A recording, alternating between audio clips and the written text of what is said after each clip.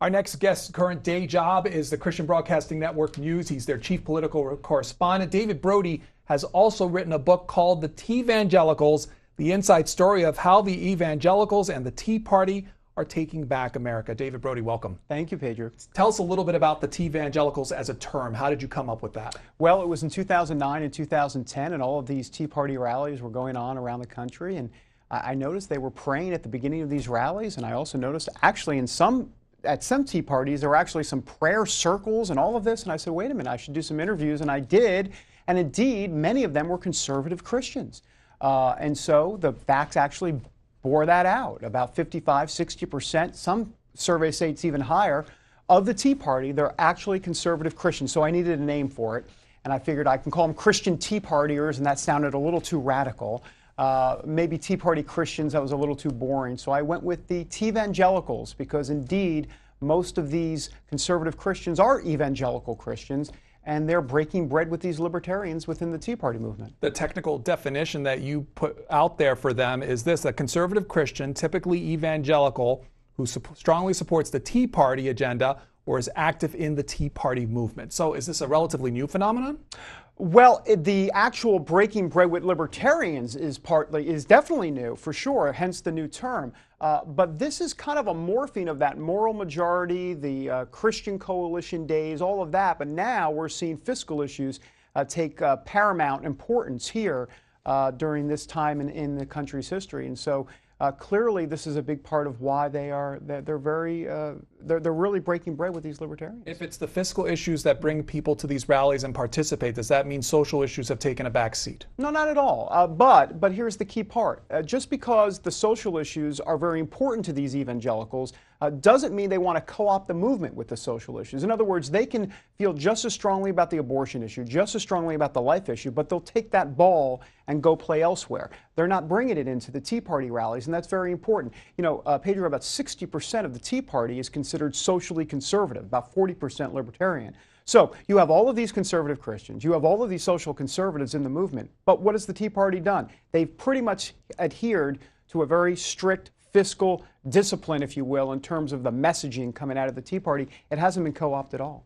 Did the Tea Party enjoyed strength in previous years? What did the addition of these Teavangelicals, as you described them, give to the party as far as their ability to influence even more so in this coming election? Well, these Teavangelicals, here's the bottom line and the truth of the matter. Libertarians cannot make a difference in this country all by themselves. Conversely, conservative Christians can't do it all by themselves as well. I mean, clearly, the key part here is to bring both sides together, and that's what the Teavangelicals are doing. They're, in essence, powering this movement. You take them out, if you rapture, if you will, to use an evangelical term, you rapture them out of the Tea Party, you're left with less than half a movement. There is no Tea Party movement without the conservative Christians in there, and that is just the reality, whether a lot of people want to admit it or not.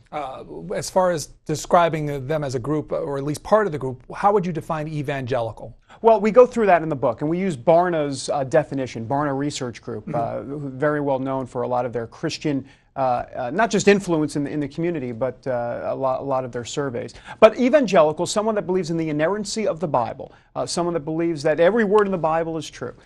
It starts with that. It also starts, obviously, with a belief in Jesus Christ as your personal Savior. And, you know, you go from there.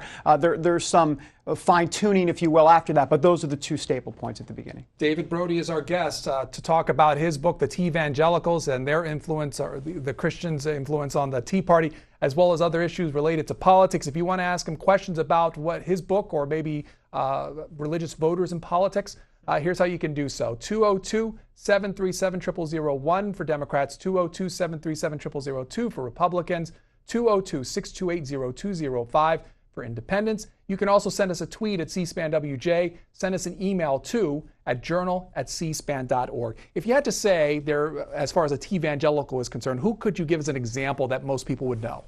Wow, quite a few folks. As a matter of fact, in one of the chapters, we lay out these Teavangelical powerhouses, and I named 6 of them. So Sarah Palin would definitely be one. Now, remember, they all have their strengths and also weaknesses, for sure. Sarah Palin, one. Mike Huckabee is out there. Jim DeMint would be a third. Alan West is a fourth one as well. And then there's Marco Rubio, as well, and Mike Pence. Now, a lot of people might say, well, hold on, Marco Rubio, he's Catholic, isn't he? Well, that's right, because in the book I talk about that just because you can be a Teavangelical, like Rick Santorum is a Teavangelical, but he's also a Roman Catholic. So we're not talking, people sometimes get a little, not confused, but we just want to make sure we understand what we're talking about here. We're talking about conservative Christians broadly. I just happen to use the word Teavangelical because there are a lot of evangelicals within the Tea Party movement. If the Teavangelicals are part of this movement, how are they looking at Mitt Romney? Oh, well, you know, let's be honest here. They were not that enamored with him clearly during the primary. We know this. We've seen the exit polls and a lot of the surveys that have gone along with it. Having said that, this isn't so much about Mitt Romney at this point. It's President Obama. It's all about President Obama. So how do the Teavangelicals see Mitt Romney? They are somewhat skeptical, but realize that this is their best shot and only shot and realistic shot of bringing this president and taking him out of office. And it's particularly about his Mormonism? Well, about 15% or so of evangelical Christians, and many of these evangelicals are Teavangelicals, about 15% really would just not vote for a Mormon.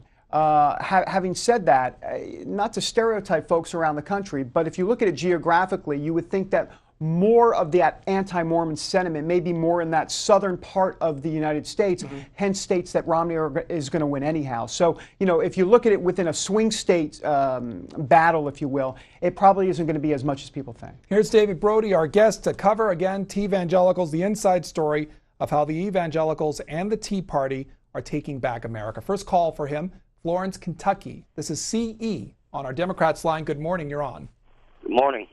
The problem I have with this Teavangelical thing is they're constantly pushing and pushing and pushing to force their religion on me. One of the beautiful things about the First Amendment is my choice not to participate in religion, and yet you're trying to shove your theories on abortion with me. You're trying to shove your theories of creationism on me, and I just won't have that. Most of every one of those people you have mentioned lacks spiritual substance and are more interested in convincing me that they're right rather than their own spiritual salvation. Thank you. Well, I mean, and it's a sentiment that's out there, unfortunately, and no disrespect to CE, but if you actually go to Tea Party rallies, you will see that, look, these folks are not, it's not necessarily about making this Christian nation and everybody needs to, you know, just kind of go under this one banner. You know, look, people, these evangelicals, they feel very strongly about their Judeo-Christian principles and a return to, in this country, to Judeo-Christian principles. That doesn't mean they're going to start forcing their faith, especially as it relates to Tea Party rallies and all of that. So, I mean, you can be principled without being obnoxious. And I think that is more of the sentiment out there that I experience for sure. I'm not saying there aren't pockets of that, but at the same time, I don't think it's prevalent in the whole movement for sure. Can you connect where someone or Teavangelical would find a Judeo-Christian principle in, say, tax policy? Or if this is what they're joining and aligning themselves with. Right. Well, we talk about tax policy in the book. I mean, in essence, and I know there are a lot of progressive evangelicals that feel exactly the opposite, and they'll use Bible verses to make their case. But Teavangelicals make Bible verses to make their case too. You know, we talk about, for example, returning to fiscal responsibility. And in the Bible, in the Psalms, it talks about a good person leaves an inheritance to their children's children, or the borrower is a slave to the lender. And, you know, in Luke, it talks about how if you build a tower, well, wouldn't you first estimate the cost of what the tower is going to cost in the first place? So, I mean, Teavangelicals, from a conservative perspective, very much see fiscal responsibility in the Bible. They see a good tax policy in the Bible as well, as it relates to, it doesn't mean they don't want to pay their taxes. You know, render to Caesar what is Caesar's, for sure. They believe in that, for sure. But at the same time, they believe that lower taxes means more money that a family can choose to spend rather than the government. Asheville, North Carolina. This is Jim, Republican line. Hi. Good morning. You're on, sir. Go ahead. Yes, this sounds a little ragged. I hope you can hear me.